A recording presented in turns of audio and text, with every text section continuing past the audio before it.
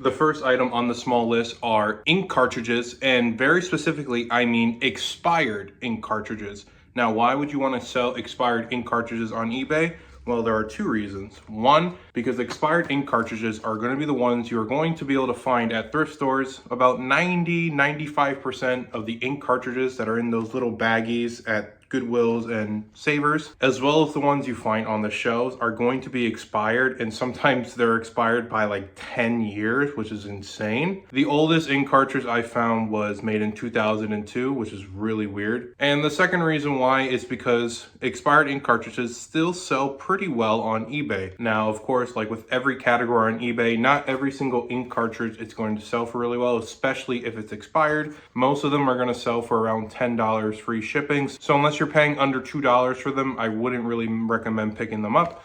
I got this guy in a bundle of other ink cartridges, so for this I paid about $2, but because it goes to a special printer, it doesn't matter that it expired this year, because this still goes for around $40 free shipping, and shipping for this will cost no more than $6. So I'll be able to make a really nice profit, and I find these somewhat regularly. Maybe about once every 2 weeks I will find a good enough ink cartridge to be able to sell on eBay. Obviously, the ones that are elongated like this, that have much more ink than the other ones, are going to do a lot better. The standard ones that you can fit in your hand might not go for as much, but you're looking out for HP, you're looking out for Canon. Those are really the two ink cartridges that are going to do really well. And although these are not small items, if you can find toner cartridges to the bigger printers, those are going to be the ones that go for a lot of money, talking hundreds of dollars for those. But even if these are expired, if they're only a few years old, you're really just going to be lowering the price of unexpired ones by about 20-ish%. So it's not going to be that bad. Most of the ink cartridges you're going to find are going to fall between that $15 and $25 range. So if you can get it for a few bucks, pick it up. Next on the small list are Yankee candles.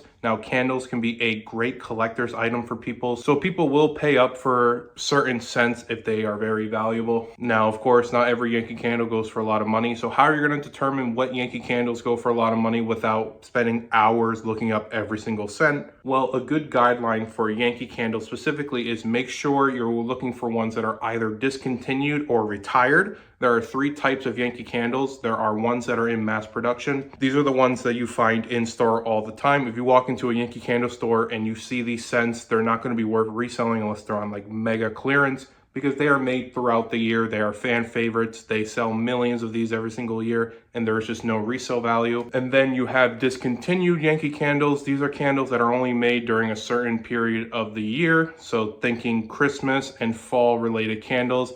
They go in style for those few months, and then once summer and spring rolls around, they don't make them anymore. But still, some people are going to want these candles, so they'll pay up a little bit on eBay. So if you can find a discontinued candle and it goes for a lot of money on eBay, definitely pick it up, and make sure to list it very quickly, because once those fall and winter months come back, they're either going to be making them again, or they're just going to get lost in all the fluff of the other scents that are that theme related. And then finally, this is a retired candle. Retired candles are not like the other two because these are the only ones we have left. Retired means they will never make the scent again, as opposed to discontinued where they'll make it next year. This will never be a Yankee candle ever again, or if they do make one, it will not be the specific SKU. This one is called Patchouli. I actually really like the scent. You know, you can take it off, you can smell it, buy it for yourself if you want to, but I like making money.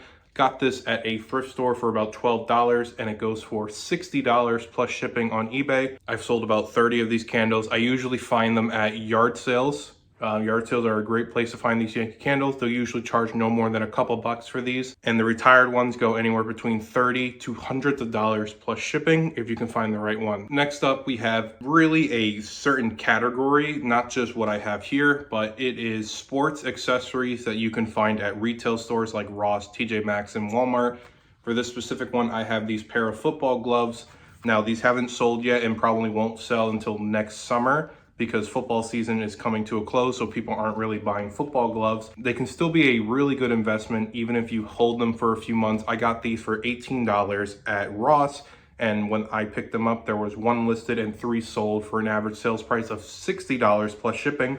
So it would have been a really good flip had it sold at that time, but I don't mind holding it into the summer. But you don't just have to find football gloves. I have sold things like pickleball paddles or athletic socks, athletic underwear, all kinds of sport related accessories can do really well. I've sold belts, I've sold other types of gloves like for soccer, I've sold cleats, anything that is sports related and anything that is a good size and a good brand like Nike or Adidas are going to do really well on eBay. And most of the time they will have a UPC code that you can scan, making it really easy to research so you don't have to go looking for model numbers and threads. It'll just be very easy. Just scan the code and look at the sell-through rate. Places like Ross's and TJ Maxx are going to be at that lower cost because they buy it from other retail stores. So those are the places you're going to be wanting to hit the most if you want to look into this category.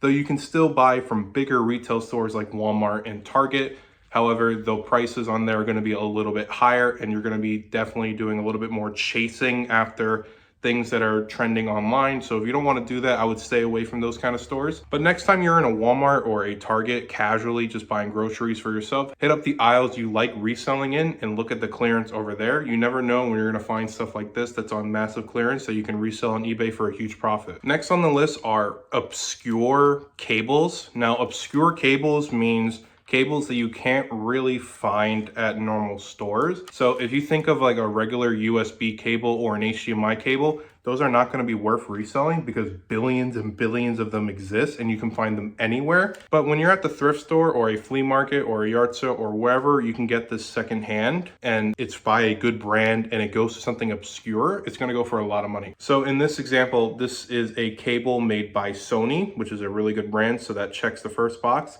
And it checks the second box because this goes to a PlayStation 1. And normally PlayStation 1 cables, the power cable, will usually go for between $10 and $12 because there do exist a lot of them. The Sony PS1 sold over 100 million units, so there's definitely a lot of these out there. However, this is not a standard power cable. If you see here, this is a car jack. So this actually goes in your car. And you can hook up your PlayStation in your car, which might sound stupid, but there's a way that you can do it where you can watch it. You know, the TVs that are in the back of those headrests, that's what this was used for. And because this is such an obscure cable, you can't really find something like this anywhere. So it goes for really good money. It goes for between $20 and $25 plus shipping, which of course, $25 to $30 plus shipping, it's not a huge sales price. But when you stack this over months and years of finding these little things every now and then, it can definitely add up to thousands of dollars, which is going to help you pay off debt and help grow your business. Me personally, I don't mind spending 50 cents or $1 on cables at thrift stores if I can sell them for $8 to $10 on eBay, because these things are very easy to ship. All you got to do is put them in a padded envelope, or if you don't have padded envelopes, just wrap it in a little bit of bubble wrap and put it in a standard envelope, and it'll be good to go. Next on the list are beauty gels and beauty creams. Anything that involves like creams, skincare, hair care, any of that kind of stuff.